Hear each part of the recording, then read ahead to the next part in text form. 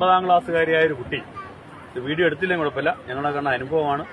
9ാം ക്ലാസ്സുകാരിയായ ഒരു കുട്ടിയുടെ കട്ടിലിനടിയിൽ 3 ദിവസമായിട്ട് അവന്റെ കാമുകൻ ഒളിച്ചിരിക്കുകയാണ്. ആ കുട്ടിയുടെ +1 പഠിക്കുന്ന ആ കുട്ടിയുടെ ചേട്ടത്തിക്ക് അറിയാമായിരുന്ന ഒരു സംഭവം, എന്നിട്ട് പോലും അമ്മ അറിഞ്ഞില്ല, 2ാമത്തെ നിലയിൽ.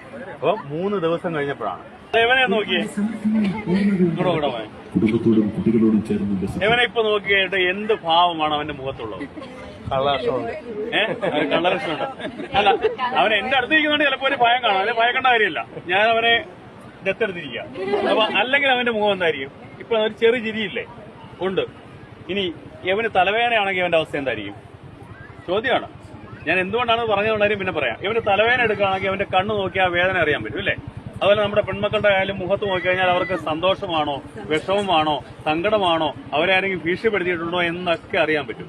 അതുകൊണ്ട് ഞാൻ പറയുന്നത്, നിങ്ങൾ ആദ്യം ഇതൊക്കെ നോക്കുന്നതിന് മുമ്പ് അവരുടെ മുഖത്തേക്ക് നോക്കണം. സ്കൂളിൽ പോയിട്ട് വരുമ്പോൾ അല്ലെങ്കിൽ കോളേജിൽ പോയിട്ട് വരുമ്പോൾ മുഖത്തേട്ട് നോക്കുമ്പോൾ അറിയാൻ പറ്റും അവർക്ക് സന്തോഷമാണോ, വിഷമമാണോ, ദുഃഖമുണ്ടോ എന്നൊക്കെ അറിയാൻ പറ്റും. എന്നിട്ട് എന്ത് ചെയ്യണം? ഒന്നാമത്തത്, അവർക്ക് വിഷമം ഉണ്ടെങ്കിൽ അവരുടെ ചോദിക്കണം എന്താണ് അവരുടെ വിഷമത്തിന് കാരണം എന്ന് ചോദിക്കണം. അത് മനസ്സിലാക്കണം.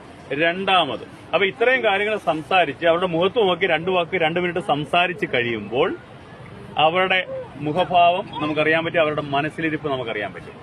എന്തുകൊണ്ടാണ് അങ്ങനെ ചോദിച്ചതിന് കാരണം മനസ്സിലായോ? അതായത് കഴിഞ്ഞ ദിവസം പത്രം വായിക്കത്തില്ലല്ലോ, നല്ല ശീലമല്ലല്ലോ. അതുകൊണ്ടാണ് ഞാൻ പറയുന്നത്. കഴിഞ്ഞ ദിവസം 4ാം ക്ലാസ്സുകാരിയായ ഒരു കുട്ടിയുടെ ബാഗ് അമ്മ പരിശോധിച്ചപ്പോൾ 2500 രൂപ വിലയിരുന്ന ഇലക്ട്രോണിക് സിഗരറ്റ് ആ ബാഗിൽ നിന്ന് കിട്ടി. ആ 4ാം ക്ലാസ്സുകാരിയായ 9കാരിക്ക് എവിടുന്നാണ് ഇലക്ട്രോണിക് സിഗരറ്റ് കിട്ടിയത് നമ്മൾ ചിന്തിക്കണ്ടേ? എവിടുന്ന് കിട്ടി? 8ാം ക്ലാസ്സുകാരിയായ ബാഗ് പരിശോധിച്ചപ്പോൾ MDMA. എന്താണ് MDMA അറിയോ? മാരകമായ മയക്കുമരുന്നായിട്ടുള്ള MDMA ആണ് 8ാം ക്ലാസ്സുകാരിയായ ബാഗ് പരിശോധിച്ചപ്പോൾ കിട്ടിയത്. ആ കുട്ടി ആത്മഹത്യ ചെയ്തു. കാരണം എന്താണെന്ന് അറിയണ്ടേ? 8ാം ക്ലാസ്സുകാരി ആത്മഹത്യ ചെയ്യുന്ന കാരണം എന്തായി? ആ കുട്ടിയെ ഈ MDMA ചെറുതായിട്ട് കൊടുത്തിട്ട്, ക്രീം ബിസ്ക്കറ്റിനകത്ത് MDMA കൊടുത്തിട്ട് ആ കുട്ടിയുടെ നഗ്നമായ ഫോട്ടോ എടുത്തു.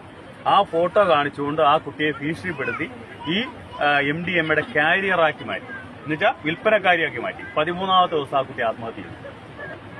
അപ്പൊ ഇതൊക്കെ പത്രത്തിൽ വരുന്ന വാർത്തകളാണ്, ഞങ്ങൾ കേസെടുക്കുന്നതാണ്. അപ്പൊ നിങ്ങൾ ദയവായി എന്ത് ചെയ്യണം? നമ്മളുടെ മക്കളുമാരെ കെയർഫുൾ ആകാൻ വേണ്ടി നോക്കുക. സ്കൂളിൽ പോകുമ്പോഴും വരുമ്പോഴും നമ്മുടെ മക്കളുമാരെ വളരെ കെയർഫുൾ ആകണം. അവരുടെ കാര്യങ്ങൾ സംസാരിക്കണം. ഒരു ഫ്രണ്ട്ലി ആറ്റിറ്റ്യൂഡ്, അതായത് മക്കളുമാരും അമ്മയും തമ്മിൽ ഒരു ഫ്രണ്ട്ലി ആറ്റിറ്റ്യൂഡ് വളർത്തിയെടുക്കണം. സംസാരിക്കണം, അവരുമായിട്ട് സംസാരിച്ചുകൊണ്ടേയിരിക്കണം. അതുപോലെ തന്നെ ആവശ്യമില്ലാതെ മൊബൈൽ ഫോണുകൾ കൊടുത്ത് കളിപ്പിക്കണ്ട. കൊച്ചു കുഞ്ഞുങ്ങളിപ്പോ മൊബൈൽ ഫോൺ കൊടുത്താലേ അവർ ആഹാരം കഴിക്കും. ആ ശീലമേ വേണ്ട. കാരണം കഴിഞ്ഞ ദിവസം കണ്ടോ അമ്മയുടെ കഴുത്തറുത്തത്? 14കാരൻ അമ്മയുടെ കഴുത്തറുത്ത കണ്ടോ? ഇവിടെ 14കാരനായിട്ടുള്ളൊരു കുട്ടി, അല്ല 8ാം ക്ലാസ്സിൽ പഠിക്കുന്ന കുട്ടി തൊട്ടപ്പുറത്ത് ആത്മഹത്യ ചെയ്തു. എന്താ കഴിച്ചറിയോ? ആ അമ്മയുടെ മൊബൈൽ ഫോണിലെടുത്ത് കളിച്ചിട്ട് 1.87 ലക്ഷം രൂപയാണ് ഗെയിമിങ്ങിലൂടെ നഷ്ടപ്പെട്ടത്. 1. 2, ആ കുട്ടി കളിച്ച ഓൺലൈൻ ഗെയിമിങ്ങിലൂടെ അവനെ കഴുത്തിൽ കുരുക്കിട്ട് ആത്മഹത്യയിലേക്ക് നയിച്ച ഗെയിം. അപ്പൊ നമ്മൾ ഈ PUBG, ഫ്രീ ഫയർ എന്നൊക്കെ പറയുന്ന സാധനങ്ങൾ കളിപ്പിക്കുമ്പോൾ നമ്മുടെ മക്കളുമാരെ നഷ്ടപ്പെടുമെന്നും നാളെ നമുക്കെതിരായിട്ട് അവർ വിരൽ ചൂണ്ടുമെന്നും കൂടെ ആലോചിക്കണം.